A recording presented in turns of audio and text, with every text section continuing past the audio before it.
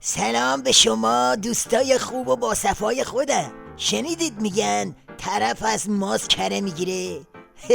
حالا این حکایت ولی فقیه آخونداست که میخواست از گاز کره بگیره. اونم چه کره‌ای؟ کره روسی. سفر یک روزه پوتین به تهران دیشب پایان یافت، اما تحلیل رسانه‌ها ادامه دارد. حضور این چهره یعنی رئیس جمهور روسیه معنا و مفهوم خاصی برای تحلیلگران داشت.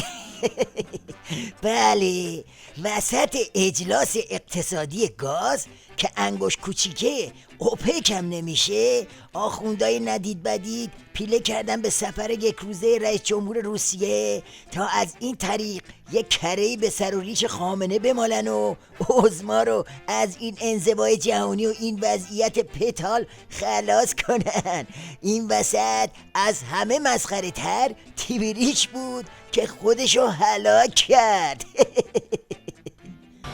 هواپیمای غول‌پیکر ایلوشین پوتین پس از 3 ساعت و نیم پرواز حوالی ساعت 13 و 15 دقیقه در فرودگاه مهرآباد به زمین نشست و او مستقیم با خودروی بنز لیموزینش عازم خیابان فلسطین و بیت رهبری شد.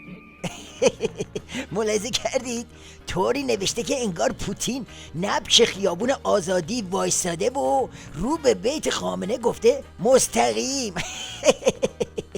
حالا بذارید ببینیم این رئیس جمهور روسیه مستقیم رفته بیت عظما که چی بگه.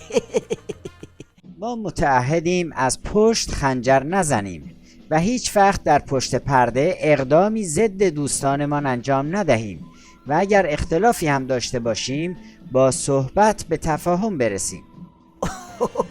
خنجر چیه؟ پشت پرده کدومه؟ مگه یه همچین بحثایی بوده؟ سید علی وافور این همه قرمون صدقه رئیس جمهور روسیه رفت که آخرش طرف از این حرفا بزنه؟ پس معلومه یه چیزایی پشت پرده هست که این میگه اقدامی نمی کنیم دیگه. بله، موشکاف متخصص کشف بقایای پشت پرده است. ممکن است که روسیه در حال حاضر وانمود کند قصد دارد به طور جدی‌تر مواضع داعش را مورد حمله قرار دهد، اما واقعیت این است که داعش مشکل فعلی روسیه نیست.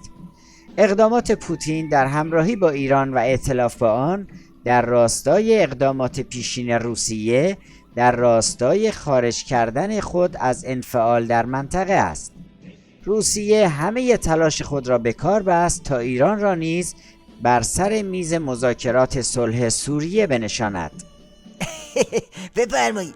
اینم از حرفای ساندویچ شده باند کوسه. داره میگه بابا اگه پوتین مستقیم رفته بیت ولایت واسه خاطر بیعت کردن نبوده. پوتین رفته به عظما بگه ببین سر خر رو کج کن که هوا پسه. رفته بگه میای میشینی پشت میز مذاکرات دندون اسد رو هم میکشی تمام. حالا تو چنین وضعیتی خودتون حال روز عظما رو با این دادار و دودرای رسانه‌ای موشکافی کنید. احسنت بنبست همینه و سلام.